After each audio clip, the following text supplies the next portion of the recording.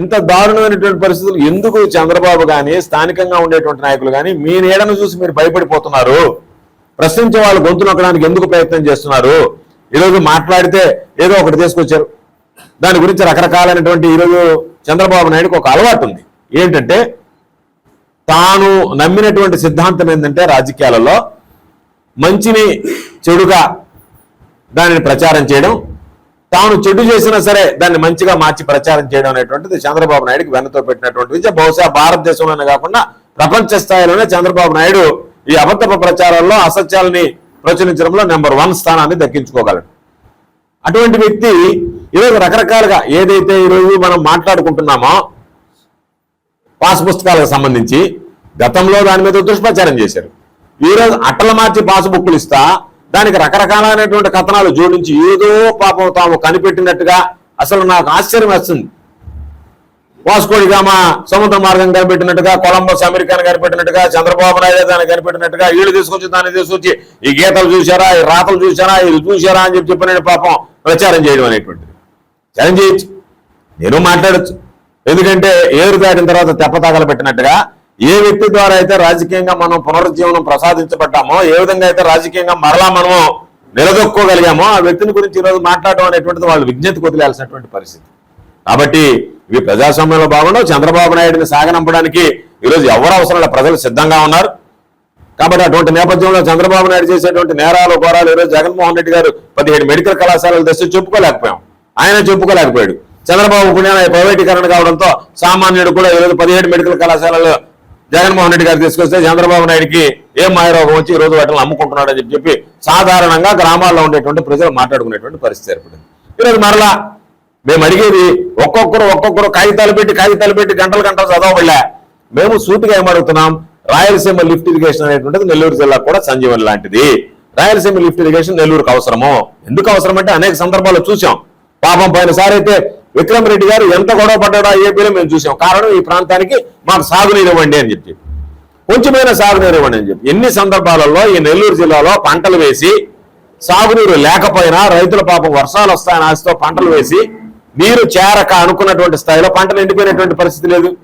అటువంటి పరిస్థితి మనకు దాపరిస్తే పక్కన ఉన్నటువంటి తెలంగాణ రోజుకి 8 టీఎంసీ నీరు తోడుకుని వెళ్ళిపోతుంటే, ఆంధ్ర రాష్ట్ర ప్రజలకు అన్యాయం జరుగుతుంటే, రాష్ట్ర ప్రజలకు కనీసం న్యాయం చేయాలన్నటువంటి ఆలోచన చంద్రబాబు నాయుడు లాంటి వ్యక్తులకు లేకపోతే జగన్మోహన్ రెడ్డి గారు నడుము బిగించి 3 టీఎంసీలు రోజుకు తీసుకొస్తాలి అని చెప్పి ఆలోచన చేశాడు. 3 టీఎంసీలు మనం లిఫ్ట్ ఇరిగేషన్ ద్వారా తెచ్చుకుంటే ఈరోజు సోమశిల రిజర్వాయర్కి దాదాపుగా 2.5 టీఎంసీ ఒక రోజులో చేరితే 2-3 రోజుల్లో ఏదైతే ఒక 2 లక్షలు 3 లక్షల ఎకరాల్లో చివరి 3 తడులు లేక నీళ్లు పంటలు నిండిపోయేటువంటి పరిస్థితి ఏర్పడుతుందో అక్కడ నుంచి నెల్లూరు జిల్లా రైతాంగం గట్టెక్కేటువంటి పరిస్థితి ఏర్పడుతుంది. నెల్లూరు జిల్లాకి సంబంధించి చారిత్రాత్మకమైనటువంటి అవసరం మేము అందరం అనుకున్నాం. జగన్మోహన్ రెడ్డి గారు చెప్పాడు చంద్రబాబు నాయుడు అర్ధాంతరంగా దీన్ని ఎందుకు ఆపివేశాడు అని.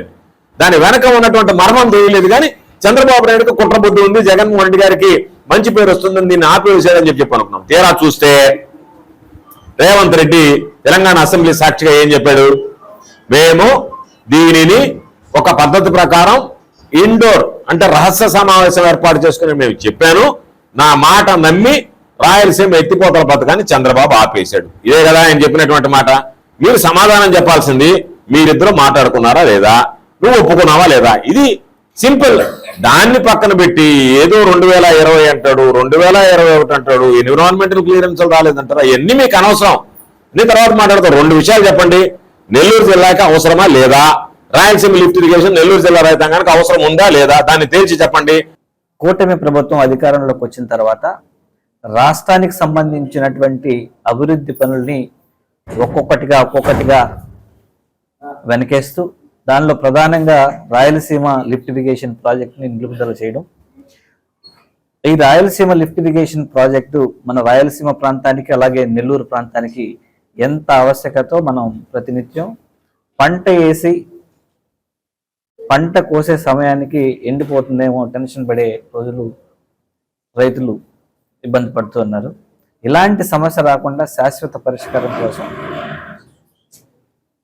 గౌరవనీయులు వైఎస్ జగన్మోహన్ రెడ్డి గారు ప్రతిష్టాత్మకంగా ఈ ప్రాంతానికి అన్ని సస్యశ్యామలు చేయాలని ఉద్దేశం చేసినటువంటి ప్రాజెక్ట్ని ఈరోజు వాళ్ళ స్వార్థ రాజకీయాల కోసం ఈరోజు దాన్ని నిలుపుదల చేయడం, అది రేవంత్ రెడ్డి గారి అసెంబ్లీలో చెప్పడం మనందరం చూసాం.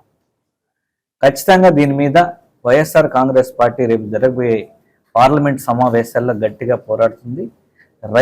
ఈ ప్రాంత రైతుల పక్షాన, ప్రజల పక్షాన నిలబడి ఖచ్చితంగా ఇది సాకారమయ్యే వరకు వైఎస్ఆర్ కాంగ్రెస్ పార్టీ పోరాటాన్ని అయితే ఖచ్చితంగా కొనసాగిస్తుంది వైఎస్ జగన్మోహన్ రెడ్డి గారి యొక్క అధ్యక్షత.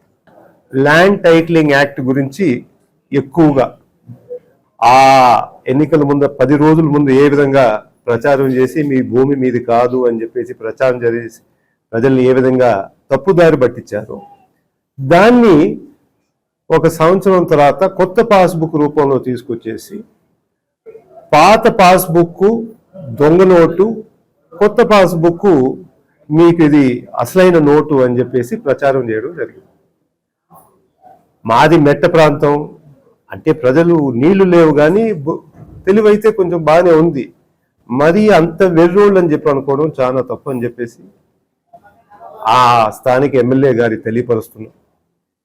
దాదాపు ఫస్ట్ సర్వే జరిగింది భారతదేశంలో 100 సంవత్సరాల ముందర బ్రిటిష్ కాలంలో జరిగింది. ఆ సర్వే ఎప్పుడో జరిగిన తర్వాత దాన్ని అదే కంటిన్యూ చేసుకుంటూ వస్తే టెక్నాలజీ కూడా మారింది. అంటే జియోగ్రఫికల్ ఇన్ఫర్మేషన్ సిస్టమ్ అనే ఒక టెక్నాలజీ వచ్చింది.